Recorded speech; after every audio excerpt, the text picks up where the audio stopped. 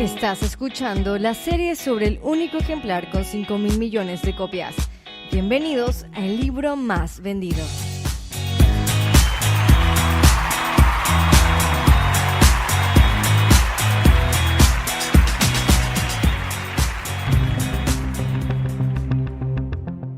Hola, ¿qué tal? Soy Abigail, bienvenidos al episodio número 13 de esta serie llamada El libro más vendido. Millones de copias de la Biblia se han distribuido desde el gran invento de la imprenta de Gutenberg en el siglo XV y todas esas copias han sido parte de un plan para que hoy este libro traducido a más de 500 idiomas esté en nuestras manos y podamos conocer la historia que devolvería la identidad del pueblo al que muchos pertenecemos. Y hoy trataremos Crónicas, exactamente el primer tomo de Crónicas, aunque de forma original este libro no estaba dividido en primera y segunda parte, sino hasta la Septuaginta, la traducción del hebreo al griego. El contexto: las tribus del sur, el reino de Judá, han vuelto de Jerusalén luego de más de 70 años de exilio en Babilonia. Como siempre, amigos, los cinturones bien ajustados para empezar este viaje al pasado. Bienvenidos.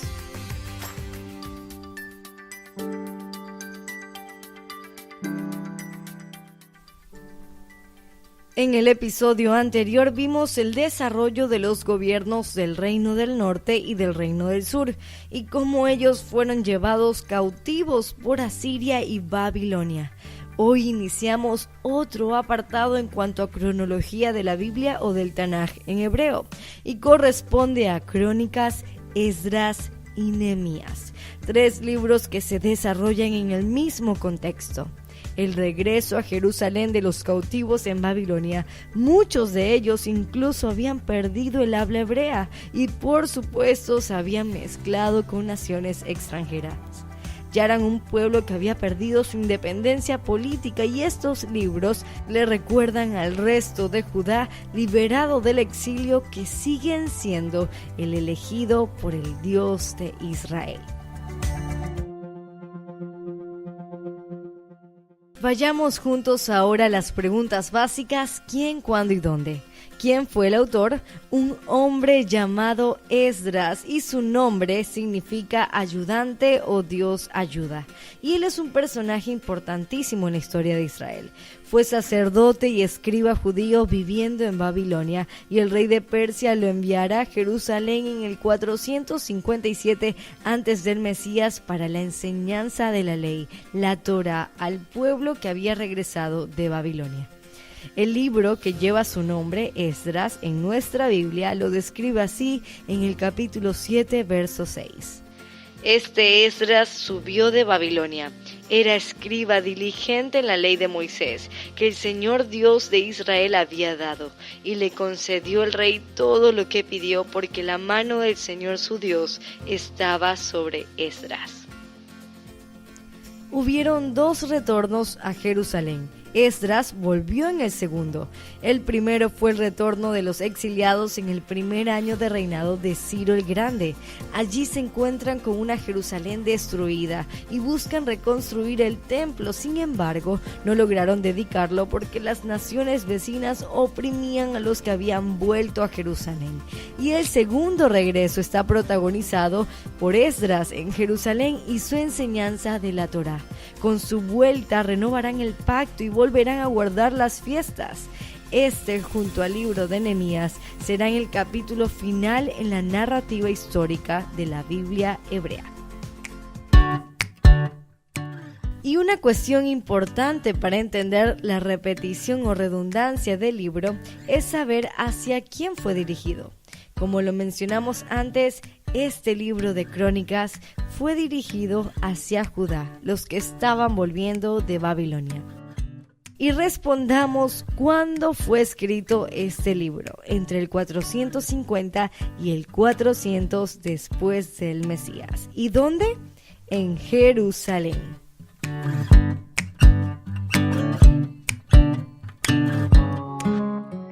Llegó el momento de adentrarnos al contenido de este libro presentado en, escuchen bien, 29 capítulos, 942 versículos y 20.369 palabras aproximadamente.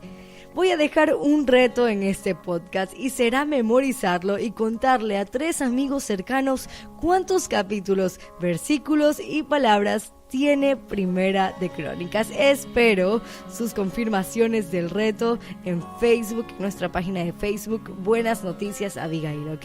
Así que les dejo un reto en este podcast. Y Crónicas va a ser un libro de doble narración, porque será una repetición del libro de Samuel y de Reyes. Primera de Crónicas corresponde al primer y segundo tomo de Samuel. Se van a repetir los acontecimientos desde Saúl hasta la llegada al poder de Salomón, y Segunda de Crónicas corresponde a todo el libro de Reyes, desde Salomón hasta el exilio. Hay diferencias claves que tienen que ver justamente con el propósito de Esdras, el escritor. Crónicas relatará la historia del reino del sur de Judá, pues para ellos es que va dirigido, y no se hablará del exilio de las tribus del norte ni de su historia, solo de Judá. Entonces, toda la historia del reino de Israel se relata en los 2 libros de Samuel y los 2 libros de Reyes, y los libros de Crónicas cuentan la misma historia. Primera y Segunda de Samuel equivale a Primera de Crónicas, Primera y Segunda de Reyes equivalen a Segunda de Crónicas. Ahora, las diferencias principales son que Primera de Crónicas empieza con una larga genealogía desde Adán, pero omite las historias de Samuel y Saúl, excepto la muerte de Saúl. Y Segunda de Crónicas omite la historia del reino del norte.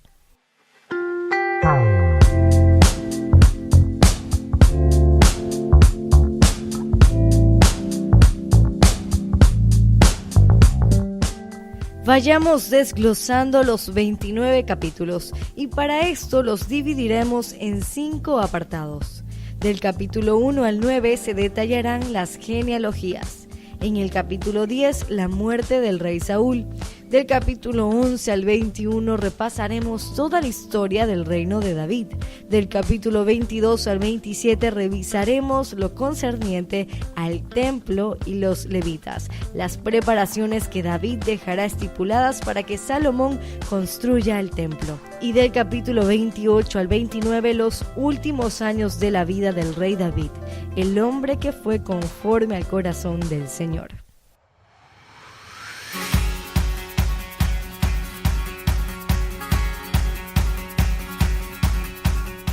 En el primer apartado tenemos las genealogías, un árbol genealógico que será en parte una repetición desde Génesis. Inicia con Adán, luego los hijos de Noé, Sem, Abraham, de Isaac, de Ismael, detallará la descendencia de Saúl y Jacob hasta llegar a las 12 tribus y finalmente dedicarse a explayar la descendencia en la tribu de Judá.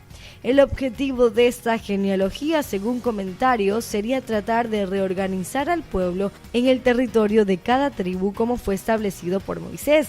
Recordemos que el Señor le dio una parte del territorio de la tierra prometida a cada tribu. Culmina la genealogía con la descendencia de Saúl para relatar la muerte del mismo, la muerte del rey Saúl en una guerra contra los filisteos en el capítulo 10. Su muerte puede ser considerada un suicidio, ya que luego de que los filisteos lo hirieran con una flecha, Saúl le pide a su escudero que lo atraviese con su espada. Pero debido a que el escudero no quiso hacerlo, Saúl tomó la espada y se lanzó sobre ella. Escuchemos el verso 4 del capítulo 10. Entonces Saúl dijo a su escudero: saca tu espada y traspásame con ella, no sea que vengan estos incircuncisos y hagan escarnio de mí. Pero su escudero no quiso, porque tenía mucho miedo. Entonces Saúl tomó la espada y se echó sobre ella. Cuando el escudero vio a Saúl muerto, él también tomó la espada y se echó sobre ella. Este fue el fin de Saúl, y vamos a detenernos en este punto de la historia porque podría haber una confusión con 2 de Samuel capítulo 1, en el que un amalecita llega hasta David con la corona y joyas del rey Saúl y le dice haber matado a Saúl con su espada por petición de él mismo, luego de estar herido. Sin embargo, 1 de Samuel capítulo 31 y 1 de Crónicas capítulo 10 relatan la muerte de Saúl y coinciden en el suicidio. Es muy probable que la amalecita solo haya buscado quedar bien con David al decir matar a Saúl, quien lo había perseguido por mucho tiempo.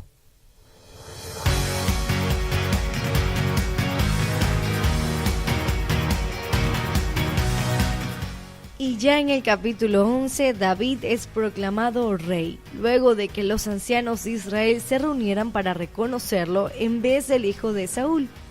El ascenso de David lo desarrollamos ya en el episodio número 10 de esta serie. David tomará Jerusalén, una ciudad que aún estaba ocupada por un pueblo cananeo llamado los Jebuseos. Exitosamente David convierte a Jerusalén en la capital del reino. El verso 9 del capítulo 10 dice: Y David iba adelantando y creciendo, y el Señor de los ejércitos estaba con él. En el capítulo 11 y 12, el autor mostró un especial énfasis en el ejército de David y los llamados valientes de David, hombres que le ayudaron en su reino y que hicieron grandes hazañas. Mataron filisteos, gigantes. David tenía 30 valientes, y de esos 30, 3 eran los principales, los más valientes. Eran tan sagaces y fieles a David que fueron capaces de arriesgar su propia vida. Escuchemos esta escena en 1 de Crónicas capítulo 11, verso 16. David estaba entonces en las fortalezas y había una guarnición de los filisteos en Belén. Y David deseó y dijo: ¿Quién me diera de beber de las aguas del pozo de Belén que está a la puerta? Y aquellos 3 rompieron por el campamento de los filisteos y sacaron agua del pozo de Belén que está a la puerta y la tomaron y la trajeron a David. Esto era realmente entrar en campo enemigo. David ya era el rey de Israel y ellos eran parte de su ejército. Ahora veamos lo que ocurrió con David. ¿Bebió el agua o no la bebió? Escuchemos. Mas él no quiso beber, sino que la derramó para el Señor y dijo: Guárdeme mi Dios de hacer esto. ¿Habría yo de beber la sangre y la vida de estos varones que con peligro de sus vidas las han traído? Y no la quiso beber. Y nos podríamos preguntar por qué no la bebería. ¿No sería falta de agradecimiento? Y la razón es la prohibición de beber sangre en la Torá, en la ley, en los 5 primeros libros de nuestra Biblia. Al parecer, David consideró que el agua traída por sus valientes representaba la sangre y la vida de ellos. Deuteronomio 15:23, la Torá, dice lo siguiente: solamente que no comas su sangre, sobre la tierra la derramarás como agua. David de verdad anhelaba guardar la Torá, guardar sus mandamientos, más que sus propios deseos.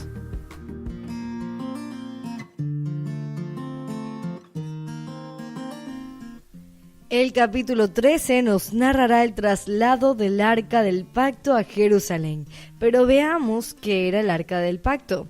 Fue un diseño dado por el Señor a Moisés, una especie de cofre que contenía las tablas de los mandamientos, la vara de Aarón y una vasija con maná, el que Dios había dado desde los cielos a los israelitas.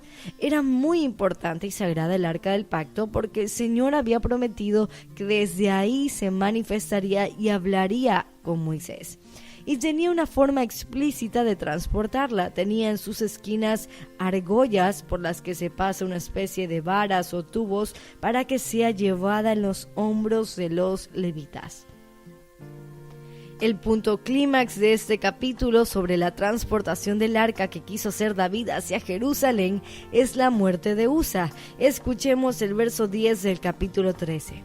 Pero cuando llegaron a la era de Kidón, Usa extendió su mano al arca para sostenerla porque los bueyes tropezaban. Y el furor del Señor se encendió contra Usa y lo hirió porque había extendido su mano al arca. y murió allí delante de Dios. Esto asustó a David. Estaban en medio de una fiesta, todos bailaban, tocaban instrumentos, panderos.